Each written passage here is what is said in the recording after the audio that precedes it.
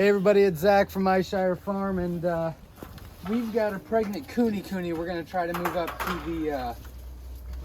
to the stalls before she gives birth. So we'll see how it goes.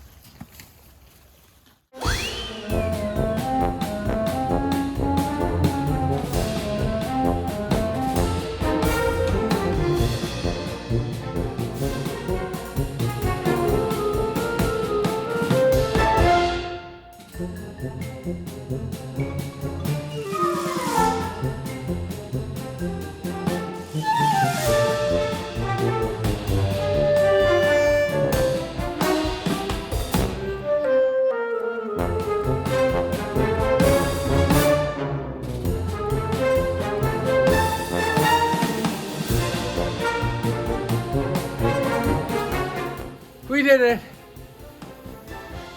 We've got Margaret, our Cooney pig. She is giving birth as we speak. There's 3 that's already came out. We're waiting for more.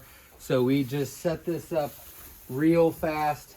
This is a little brooder box that George built. I had to run to the store because we had some heat issues. So the babies will be able to get in there and out. And then as you can see, they can get out on this side and out on this side. And so things have been going real fast, so we haven't documented everything, but hopefully she has one more and we'll be able to document while we do it. But we'll show you the babies in just a few minutes.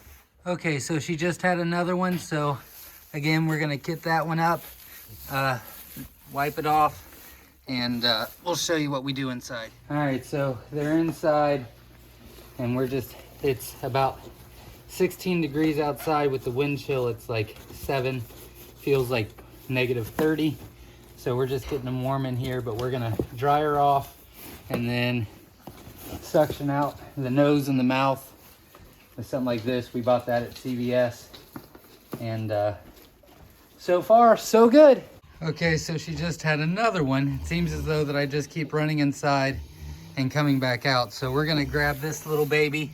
We're gonna take it in. All right, so it's been about 48 hours since Margaret, our Cooney pig, gave birth, and things are not going as smooth as I was hoping. We're gonna go into all of that in just a few minutes, but I wanted to show you another process before we sat down and I talked to you about all the information that we have and mistakes we've made, things we're gonna correct, so on and so forth. But we are doing something called like a shelf process, like they do with rabbits, where sometimes they'll take the nest box inside and then just take it out while they feed and then bring them back in. That's kind of what we're doing right now because they were not using the brood box that we showed you. I'm hoping in the next few days they will, but it's not supposed to get any warmer and they're just not using it. So they are inside, they are in our living room. So as you can tell, it's a pretty simple process.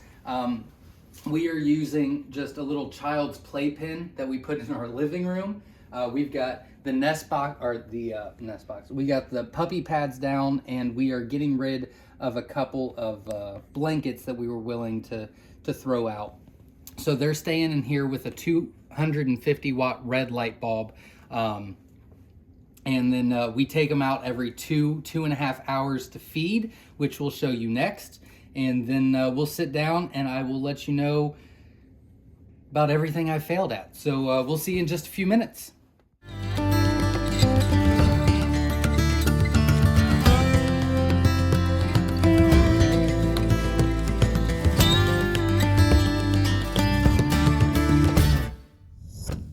All right, so we come out in advance and make sure she's laying down, or try to get her to lay down.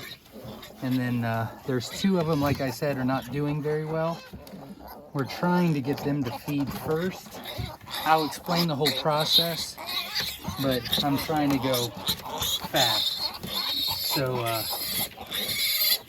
as you can tell, they're ready for mama.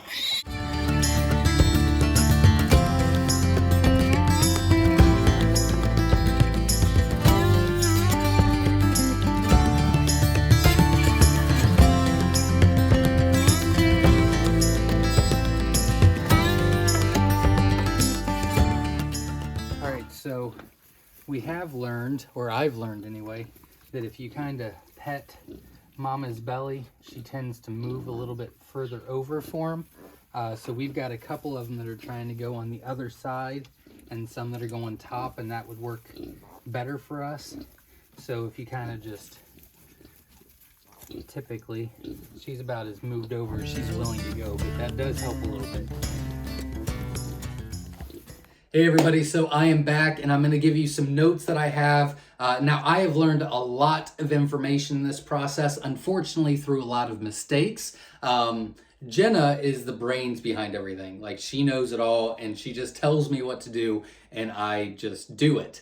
But we both have COVID right now, and Jenna is a lot worse off than I am. She's on the rebound, but the day that Margaret gave birth to the piglets, she was half past dead, and so I had to take a big chunk of the responsibility.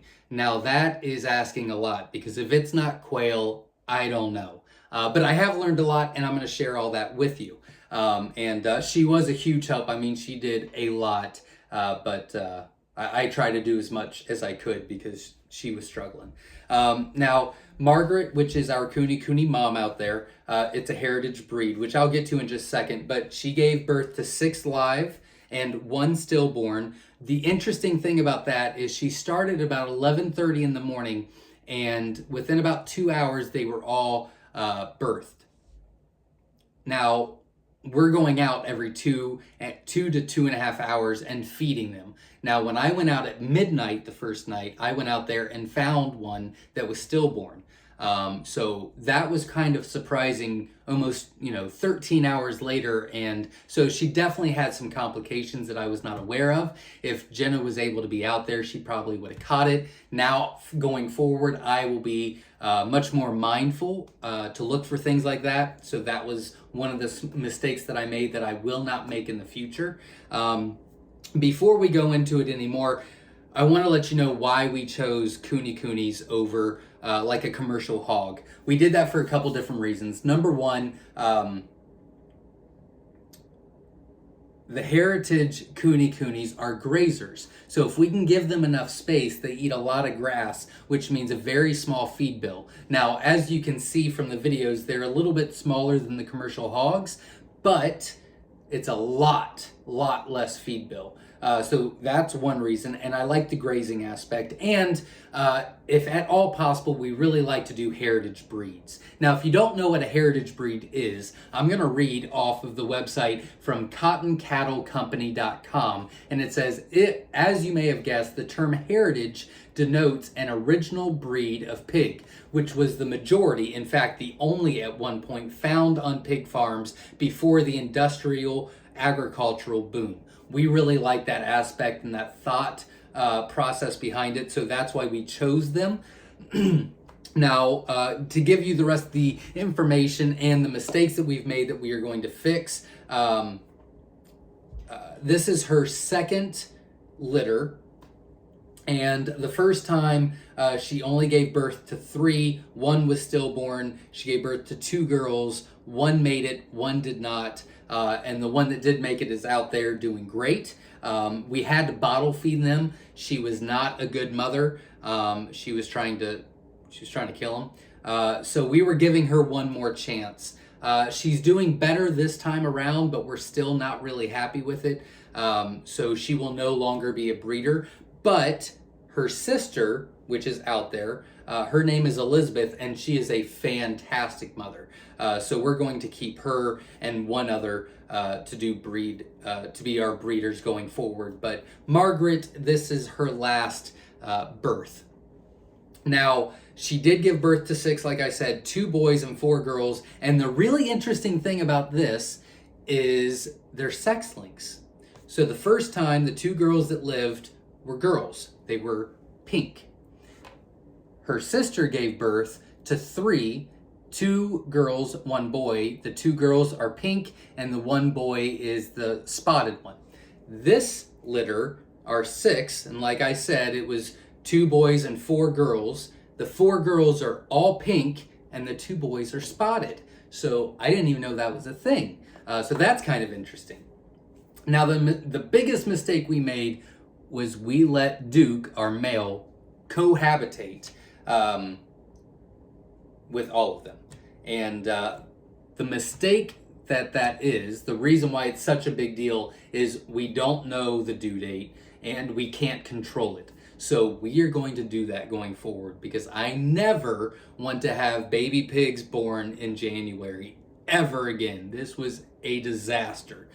So Duke is going to be moved up. He's going to be separated completely and not even be around the girls. And then we will move him down and they can cohabitate. And once that starts, the gestation period is 116 days, which is 2 days longer than commercial hogs.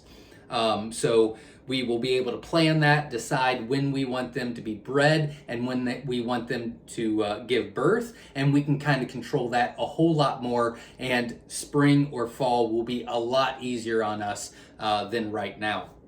So that is one of the biggest mistakes that we made, and so far, like I said, out of the 6, 4 of them are thriving. They're gaining weight, they're doing great, they're active. 2 of them are not. So we're trying to save them. We're trying to bottle feed them. And it looks like we can save one. The other one I'm not hopeful for at all, but we're still trying. And so we'll see how that goes. Last time around with her litter, we were not hopeful for one and hopeful for the other. And the one that we were hopeful for actually died. And the one that we thought was a goner is Rhonda out in the field. We called her Ronda Rousey because she was a fighter and just kept trucking along. So she's doing great, but we would not have guessed that. So we never know what's going to happen. We'll keep you posted on that. Obviously, we've made a lot of mistakes in this process. We're going to fix a lot of stuff. And going forward, we will do much, much better. I'm hoping to put them out there in the next couple of days to be with Mama. I just let her and the babies kind of be around each other after they were done feeding. And she was very gentle and kind. So that is very positive. But they still would not stay in the brooding room or the brooding area, and that really worries me because it is very, very cold, which again is our fault for not controlling the gestation period. So I will keep you updated. Wish us luck, and watch for new videos. Hit the like button, subscribe. I really appreciate all of you guys watching this video, and stay tuned. I've got a lot more coming your way.